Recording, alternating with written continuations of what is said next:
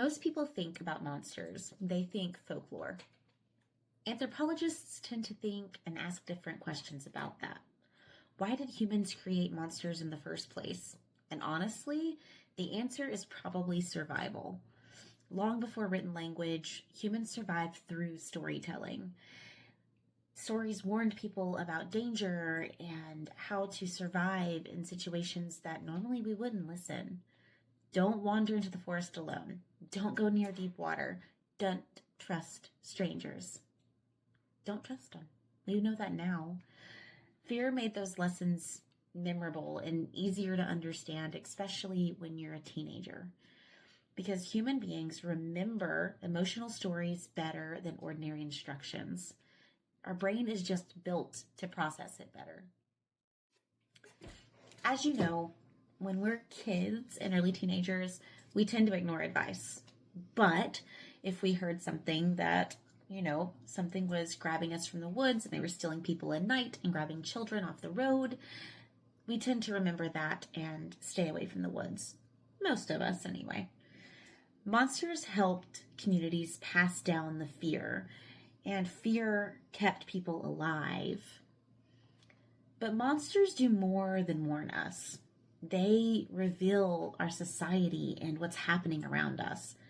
Every society creates the monsters it needs at the time it represents. Let's take vampires. The modern vampire exploded in popularity during periods of disease, death, and social instability, especially in Europe. We had pale bodies, blood, wasting sicknesses. A lot of historians and anthropologists connect vampire folklore to fears surrounding disease outbreaks like tuberculosis or even the plague.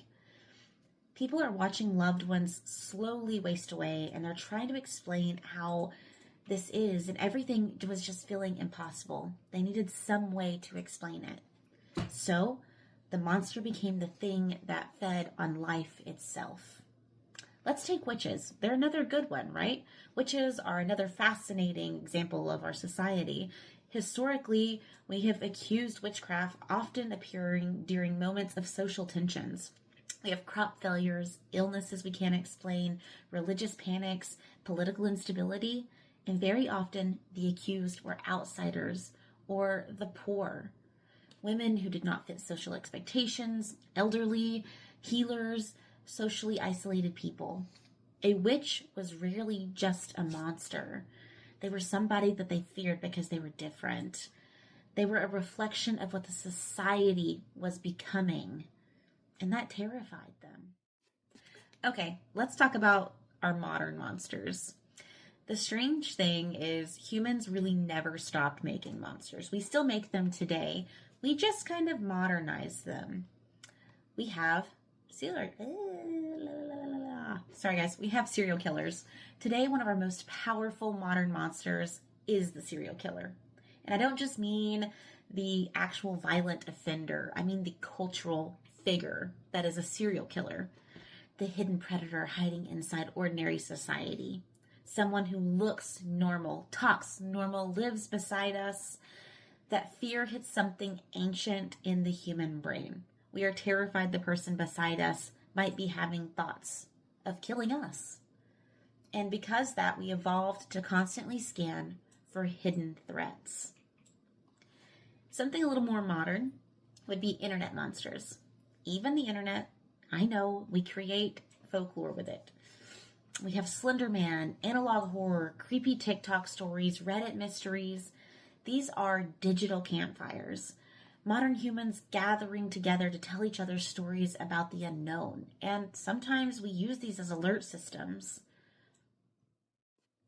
So why do we gather around the fear? Why do we use this as alert systems? Fear is rarely experienced alone. Humans gather around it. We always have. Ancient campfires became books. Books became radio. Radio became television. And now fear lives on in podcasts, live streams, documentaries, and endless late night scrolling. But what is the ritual? What is it?